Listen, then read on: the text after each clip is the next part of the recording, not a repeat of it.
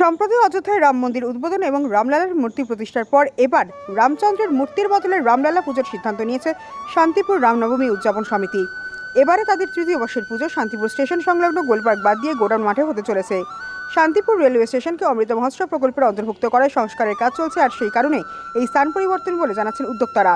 আজ থেকে প্রায় এক মাস আগে শান্তিপুর গোপালপুর শিল্পালয় সৌরভ সাহাকে মাটির রামলালা বানানোর দায়িত্ব দেন রামনবমী উদযাপন সমিতি।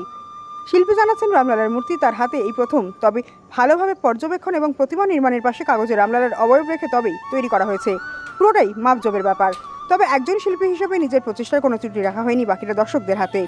অন্যদিকে উদ্যোক্তারা জানাচ্ছেন, ইতিমধ্যেই তাদের রামলালার অর্ধসমাপ্ত ছবি সোশ্যাল মিডিয়া চর্চিত বিষয়, তাই প্রচুর দর্শনার্থী সমাগম হবে, এ বিষয়ে কোনো দ্বিমত নেই।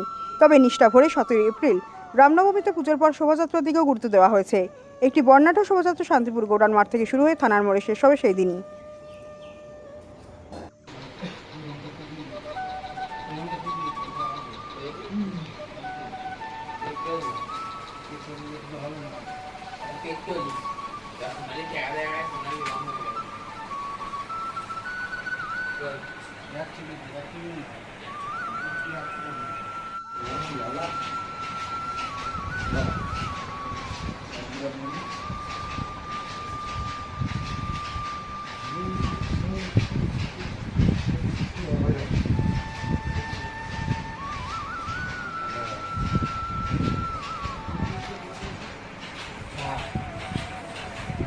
নাকি রাম মন্দির রাম পুজো আগেও হতো?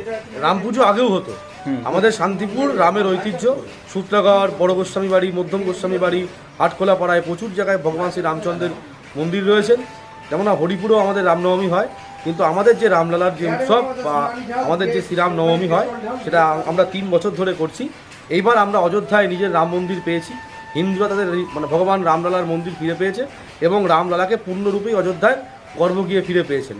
তাই জন্য এইবার ভগবানের অর্থাৎ রামলালার প্রতিকৃতি অনুসারেই আমরা এবার রামলালার মূর্তি। আপনারা পুজোটা কোথায় করতেন? আমরা এই পুজোটা করছি গোডাউন মাঠে, শান্তিপুর গোডাউন মাঠ। আচ্ছা, বরাবরই করতেন নাকি আগে অন্য? না, এবার ওইখানে প্রথম হচ্ছে। এর আগে স্টেশনে হতো, যেহেতু স্টেশনে অমৃত প্রকল্পের কাজ চলছে তাই জন্য এবার গোডাউন মাঠে পুজোটা স্থানান্তরিত হয়েছে। স্টেশনের গোলপার্কের ওখানে? স্টেশনের গোলপার্কে ওখানে আগে হতো। সেক্ষেত্রে তো রামের মূর্তি, সেক্ষেত্রে আগে যে রামের কল্পিত মূর্তি ছিল সেই মূর্তি হতো। এবার আমাদের রামলালার মূর্তি আমরা পেয়েছি, আমরা রামলালার মূর্তিই পুজো করছি। আচ্ছা, এই উপলক্ষে শোভাযাত্রা বা অন্য কিছু? এই উপলক্ষে আমরা 16 তারিখে মন্দির বা মণ্ডপ উদ্ঘাটন করব রামলালাকে নিয়ে গিয়ে। 17 তারিখে পুজো হবে এবং 17 তারিখ বিকেল 4টের সময় এক বর্ণাঢ্য শোভাযাত্রা শান্তিপুর গোডাউন মাঠ থেকে থানার মোড় পর্যন্ত একটি বর্ণাঢ্য শোভাযাত্রার আয়োজন করা হয়েছে। শান্তিপুরে অনেক রামের মূর্তি পূজিত হয়, তো জানা আছে আপনার যে এই রামলালা কি করা? এই রামলালা প্রথম শান্তিপুরে, অযোধ্যার যে রামলালা সেই আদরেই এবার প্রথম শান্তিপুরে। যেহেতু এই ইদানিংয়ের ব্যাপার, তাই মৃৎশিল্পীরা কি এটা কতটুকু আয়ত্ত করতে পেরেছে কি মনে হচ্ছে? মৃৎশিল্পীরা যে আমাদের সৌরভ দা রয়েছেন, সৌরভ সাহা, তিনি প্রায় পুরোটাই আয়ত্তে করেছেন। যদিও প্রথম দিকে অনেকটাই আমাদের সমস্যা ছিল, আস্তে আস্তে সেটা নিজেদের মধ্যে আলোচনা করে এবং শিল্পীর দক্ষতায় আমরা এই সমস্যা কাটিয়ে উঠতে পারি। মানুষজন বা অন্যান্য ভক্তরা, দর্শনার্থী, তারা কি বলছেন এই যে সোশ্যাল মিডিয়ায় আপনারা ছেড়েছেন তার ফলে কি বলছেন? এবং মানুষ অত্যন্ত উচ্ছ্বাসিত রামলালার এই প্রতিকৃতি দেখে, এই মূর্তি দেখে, এবং মানুষের আমরা খুব সাহায্য পাচ্ছি। এবং আগে যে ছিল ভয়ভীতি ছিল সেই সমস্ত কিছু কাটিয়ে আজকে তারা রামলালার জন্য শান্তিপুরবাসী উৎসুক হয়ে আছে। আপনার নাম, পরিচয়? আমার নাম প্রণব গোস্বামী, শ্রী রামনবমী উদযাপন সমিতি সাধারণ সম্পাদক। না, রামলালার মূর্তি এর আগে কোনো দিন হয়নি করা, এইটাই প্রথমবার। যেহেতু অযোধ্যার রাম মন্দিরে রামলালা হয়েছে, তা একটা মনের মধ্যে আকাঙ্ক্ষা ছিল, ঠিক আছে, যে যদি কোনো দিন একটা সুযোগ হয় তা সেই সুযোগটা হয়ে গেল। ওনারা কতদিন আগে যোগাযোগ করেছিলেন আপনার সঙ্গে? আমার সঙ্গে যোগাযোগ করেছে অন্তত 22 দিন আগে। আচ্ছা, তো হাইট বা উচ্চতা বা ছবি ওরা কিছু দিয়ে দিয়েছে? যেরকম ওরা ছবি দিয়ে দিয়েছে, ঠিক আছে। সেক্ষেত্রে কীভাবে বানালেন? ওখানে ছবির সঙ্গে গ্রাফিক্স মাপ যোগ করে নিয়ে, এই হিসেব করে নিয়ে করা হলো। এমনি অন্য ধরুন রামের মূর্তি বানানো আপনাদের কাছে তো একদম না, সে তো রামের মূর্তি বা রঘুনাথ, যেগুলো শান্তিপুরের রঘুনাথ ট্র্যাডিশন রঘুনাথ, সে আমি অনেকগুলোই করেছি, ঠিক আছে। এই রামলালার এই পাথর ফিনিশ যে মূর্তি, এই মূর্তিটা আমার কাছে প্রথম। কত ফুট মোটামুটি লম্বা, উচ্চতা?